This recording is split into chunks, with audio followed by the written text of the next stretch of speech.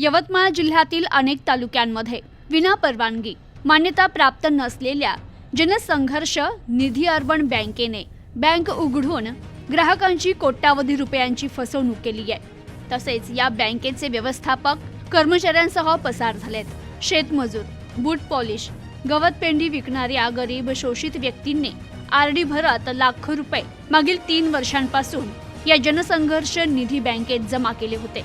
मात्र या बँकेच्या व्यवस्थापकाने स्वतःच्या घराला आणि बँकेलाही कुलूप लावून पसार झाल्यामुळे यवतमाळ जिल्ह्यातील दिग्रस तालुक्यासह मानोरा पुसद तालुक्यातील खातेदारांनी दिग्रस पोलीस स्टेशन गाठून आपली व्यथा मांडली।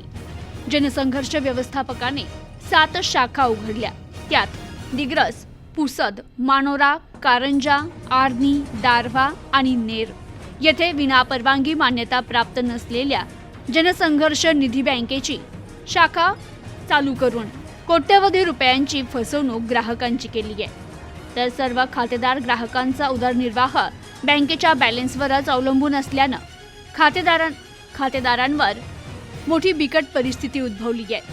ग्राहकांचं आर्थिक नुकसान झाल्याने त्यांनी दिग्रस पोलीस ठाण्यात न्याय मिळण्यासाठी धाव घेत आपली व्यथा मांडत आपले कष्टाचे पैसे आपल्याला मिळावे यासाठी आता ग्राहक खटाटोप करतायत। प्रतिनिधी अजित महिंद्रे, न्यूज टुडे 24, दिग्रस, यवतमाळ। मोरेनं आमची फसवणूक केली, आमची दिशाभूल केली। आम्हाला आश्वासन दिलं की आम्ही सगळ्याचे पैसे देऊ, पण काहीच पत्ता गित्ता काहीच नाही। सगळं आम्हाला खातेदारात त्रास देत आहे, सर्वजण त्रास देत आहे। किती पैसे आहेत तुमचे? माझे सगळ्या खातेदाराचे मिळून 22 लाख रुपये। लोक आम्हाला धमकी देत आहे, मारून टाकेल, हे करून टाकेल, ते करून टाकू।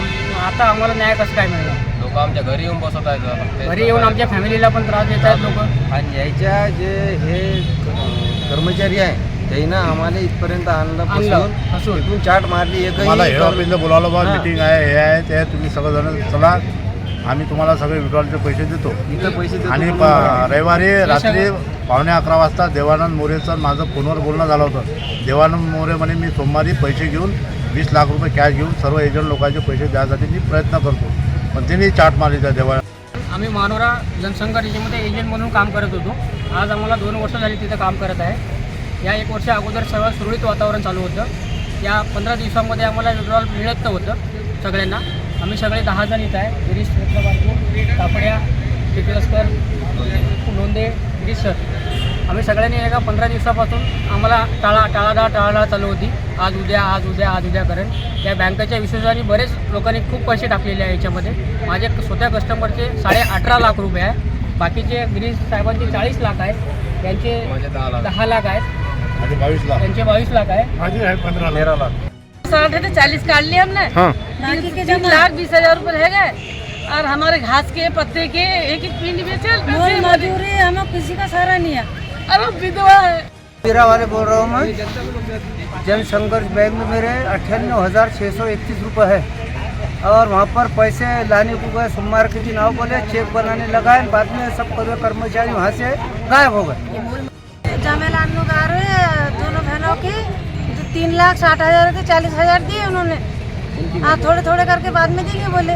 दिए कि फिर बाकी बाकी कुछ भी नहीं दिए। हमारे घास के पत्ते के पैसे। राहणार चारनगर अपंग आहो मी, आणि मी चप्पल दुरुस्त करून 2 वर्षापासून थोडे पैसे जमा करून संघर्ष बँकमध्ये जमा केले मी भाऊन म्हणून।